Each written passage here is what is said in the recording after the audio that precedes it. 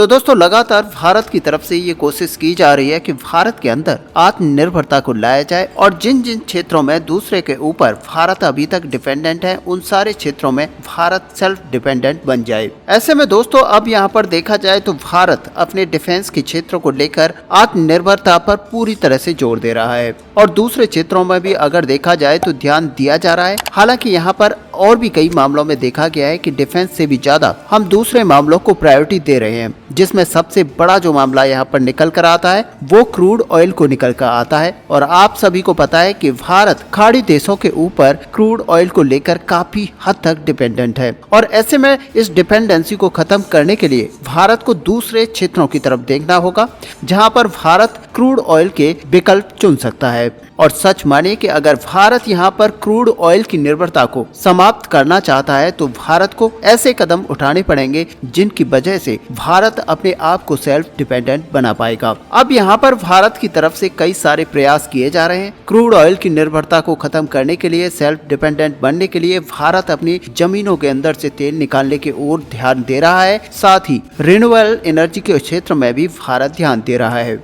और अब दोस्तों आपको बता दें कि एक ऐसा फॉर्मूला यहाँ पर मिल गया है जिससे कम समय पर, काफी कम खर्च पर, कम लागत पर और बिना किसी निर्भरता के तत्काल हमें 1 ट्रिलियन रुपीस बच जाएंगे। ऐसे में दोस्तों खबर बहुत ही बड़ी है, आप वीडियो में एंड तक बने रहिए क्योंकि आज ये खबर बहुत ही ज्यादा इम्पोर्टेंट है। अब दोस्तों यहाँ पर खबर निकल कर आ रही है कि हमारी गवर्नमेंट की तरफ से अब ये ऑफिशियली बताया गया है कि अगर हम 5 मीट्रिक टन ग्रीन हाइड्रोजन को तैयार करने की क्षमता हासिल कर लेते हैं तो वर्ष 2030 तक हम 1 लाख करोड़ रुपए बड़ी आसानी से बचा पाएंगे, यानी कि पूरा 1 ट्रिलियन रुपीस। और बड़ी बात यह है कि 5 मीट्रिक टन हाइड्रोजन हमारे लिए तेल इंपोर्टेंट को पूरी तरह से रोक देगा। लेकिन दोस्तों अब सबसे बड़ी बात आती है कि हमारी इस ग्रीन हाइड्रोजन को बनाने के लिए भारत आखिरकार क्या तैयारियां कर चुका है और आगे चलकर किस तरह की तैयारियां करने वाला है। तो दोस्तों अब आपको बता दें कि हमारी गवर्नमेंट की तरफ से ये कंफर्म कर दिया गया है और ये संसद के अंदर कंफर्म किया गया है कि हमारे पास ये क्षमता आ जाएगी और इसके लिए आज से ही तेजी से काम करना स्टार्ट कर दिया गया है, जिसके तहत शुरुआत में 19,700 करोड़ रुपए का इन्वेस्टमेंट किया जाना है और ये करना भी स्टार्ट कर दिया गया है। अब इसके पीछे अगर आप देखेंगे तो हमारी जो सरकार है अभी वो इसी तरह की है कि वो इस तरह के लेटेस्ट और नए क्षेत्रों में विकास करने को लेकर इन्वेस्टमेंट बड़ी तेजी से कर रही है। ऐसे में ग्रीन हाइड्रोजन को जो तैयार करने के लिए मिशन तैयार किया गया है उसकी मंजूरी मिल चुकी है और शुरुआती चरणों में ही 19,744 करोड़ रुपए की धनराशि को आवंटित कर दिया गया है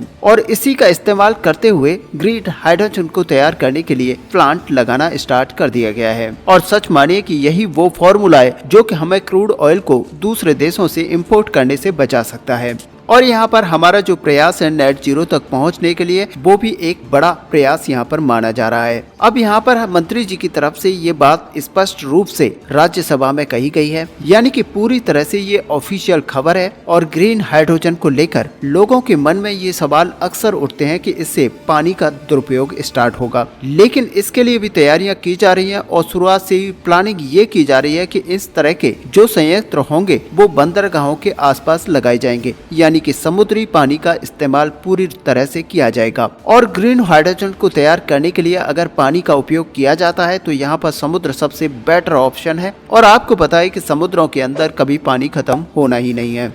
और वैसे भी वो पानी किसी और काम का नहीं है। तो अगर भारत यहाँ पर ग्रीन हाइड्रोजन समुद्र के पानी से बनाता है तो ये दोनों के पक्ष में काफी अच्छी बात है, क्योंकि भारत इस तरह के पानी को यूज करते हुए ग्रीन हाइड्रोजन को बनाकर अपने देश में यूज कर पाएगा। और साथ ही कुछ लोगों का यहाँ पर मानना था कि पेयजल की समस्या यहाँ पर स्टार्ट हो सकती है। तो अब आप सोचिए कि समुद्र से जब पानी लिया जाएगा और वहीं पर छोड़ा जाएगा तो इससे पेयजल पर कोई इम्पैक्ट नहीं आएगा, क्योंकि आपको जानकारी के लिए बता दें कि 1 किलोग्राम ग्रीन हाइड्रोजन को आपको अगर बनाना है तो यहाँ पर 10 लीटर पानी की आवश्यकता आपको पड़ेगी। अब अगर हम प्रति वर्ष 5 MMT ग्रीन हाइड्रोजन का उत्पादन करेंगे तो 20 मिलियन क्यूबिक मीटर पानी की आवश्यकता यहाँ पर पड़ेगी। इसके लिए हम समुद्री पानी का इस्तेमाल बड़े स्केल पर कर पाएंगे। और ये दोस्तों यहाँ पर हमने जान लिया कि किस तरह से आखिरकार हम ग्रीन हाइड्रोजन को तैयार करने वाले हैं। लेकिन अब आप ये सोच रहे होंगे कि आखिरकार बाद जब ग्रीन हाइड्रोजन को यहाँ पर भारत बनाकर तैयार कर लेगा तो इसका इस्तेमाल हम कहाँ करेंगे, क्या इसके लिए हम पहले से तैयार हैं? तो आपको बता दें कि इस क्षेत्र को लेकर भी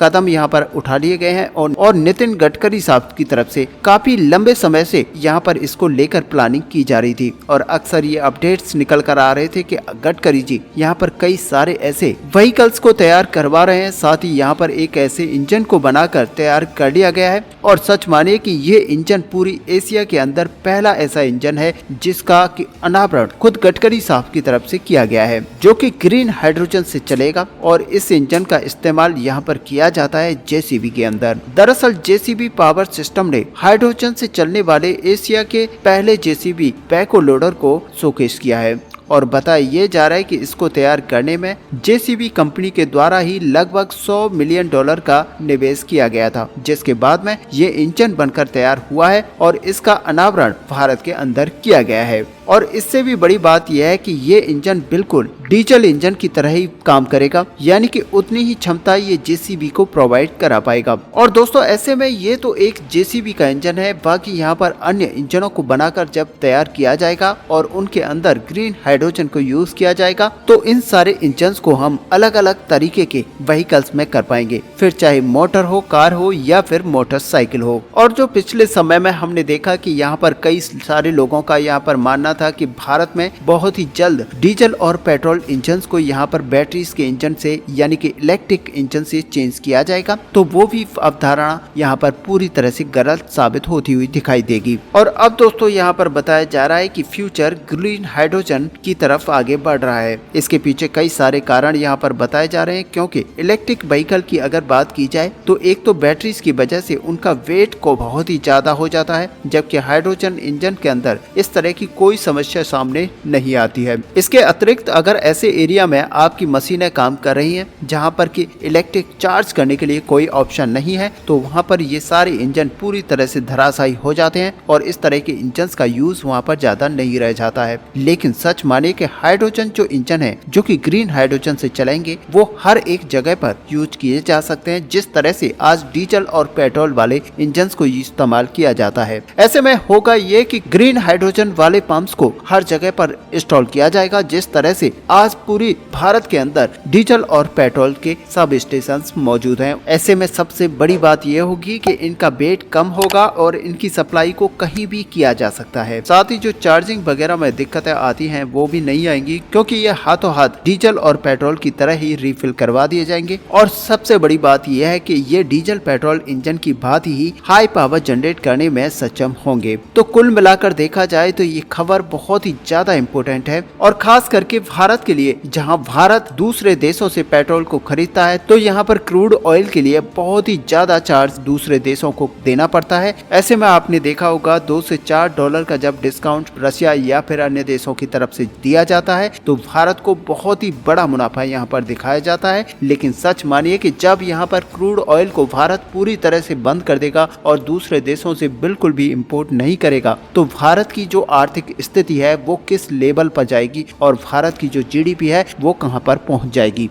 और ऐसे में आज भारत जिस तरह के छोटे छोटे कदम इन चीजों को लेकर उठा रहा है वो भारत के भविष्य को बनाने वाले हैं। और भारत के भविष्य में आप देखेंगे कि यहाँ पर पेट्रोल डीजल की जो अभी सप्लाई है वो इतनी ज्यादा मिनिमम हो जाएगी और इसकी बिल्कुल भी जरूरत नहीं रह जाएगी। ऐसे में दोस्तों इस बड़े स्टेप को लेकर आखिरकार आपका यहाँ पर क्या व्यू है, आप अपना व्यू हमें कमेंट पर लिखकर जरूर बताएं। साथ ही अगर वीडियो आपको अच्छी लगी हो तो लाइक और शेयर करना ना भूलें। अगर चैनल पर नए हैं तो सब्सक्राइब जरूर करें। मिलते हैं नेक्स्ट वीडियो में, तब तक के लिए जय हिंद जय भारत।